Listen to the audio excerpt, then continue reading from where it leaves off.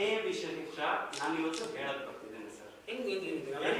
There has to be something called as awareness and screening programs which have to be there. Screening programs are very very important sir. ಈಗ ಸ್ತ್ರೀಯರಿಗೆ 40 ವರ್ಷ ಆದ್ಮೇಲೆ ವರ್ಷಕ್ಕೊಮ್ಮೆ mammogram ಅಂತ ಹೇಳಿ ಮಾಡಿಸ್ತಾರೆ. ಪ್ಯಾಪ್ ಸ್ಮಿಯರ್ HPV ಸರ್ವೈಕಲ್ ಕ್ಯಾನ್ಸರ್ಸ್ಗೆ 21 ವರ್ಷ ಆದ್ಮೇಲೆ 3 ವರ್ಷಕ್ಕೊಮ್ಮೆ ಮಾಡ್ತಾರೆ. ಅದಕ್ಕೆ ಇಂಟಿಗ್ರೇಟೆಡ್ ಲಿಕ್ವಿಡ್ ಸೈಟಾಲಜಿ ಅಂತ ಹೇಳಿ ಬಂದಿದೆ. ಅದು ವರ್ಷಕ್ಕೆ 5 ವರ್ಷಕ್ಕೊಮ್ಮೆ ಮಾಡಿದ್ರೆ HPV ಡಿಟೆಕ್ಟ್ ಆಗುತ್ತೆ ಇಲ್ವ ಅಂತ ಹೇಳಿ ಗೊತ್ತಾಗುತ್ತೆ.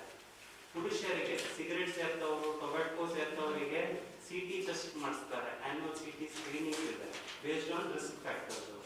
ಇದೆಲ್ಲ ಸ್ಕ್ರೀನಿಂಗ್ ಫ್ಯಾಕ್ಟರ್ಸ್ ಅನ್ನು ಉಪಯೋಗಿಸಿದ್ರೆ ಕ್ಯಾನ್ಸರ್ ಬೇಗ ಕಂಡುಹಿಡಿಯುತ್ತೆ. ಬೇಗ ಕಂಡುಂದ್ರೆ ಅರ್ಲಿ ಸ್ಟೇಜ್ ಆಗುತ್ತೆ. ಅರ್ಲಿ ಸ್ಟೇಜ್ ಅಂದ್ರೆ ಟ್ರೀಟ್ಮೆಂಟ್ ಮಾಡೋದು ಕಮ್ಮಿ ಆಗುತ್ತೆ. 3 ಭಾಗ ಟ್ರೀಟ್ಮೆಂಟ್ ಬೇಕಾಗಿರಲ್ಲ. ಅಡ್ವಾನ್ಸ್ ಸ್ಟೇಜಸ್ ನಲ್ಲಿ ಸರ್ಜರಿ, ಕೀಮೋಥೆರಪಿ, ರೇಡಿಯೇಷನ್ 3 ಭಾಗ ಟ್ರೀಟ್ಮೆಂಟ್ ಬೇಕಾಗಬಹುದು. ಬ್ರೆಸ್ಟ್ ಕ್ಯಾನ್ಸರ್ ಅರ್ಲಿ ಸ್ಟೇಜಸ್ ನಲ್ಲಿ ಬರೀ ಸರ್ಜರಿ ಮತ್ತೆ ಹಾರ್ಮೋನಲ್ ಥೆರಪಿನಲ್ಲೂ ಕ್ಯೂರ್ ಆಗುವ ಸಾಧ್ಯತೆ ಇದೆ.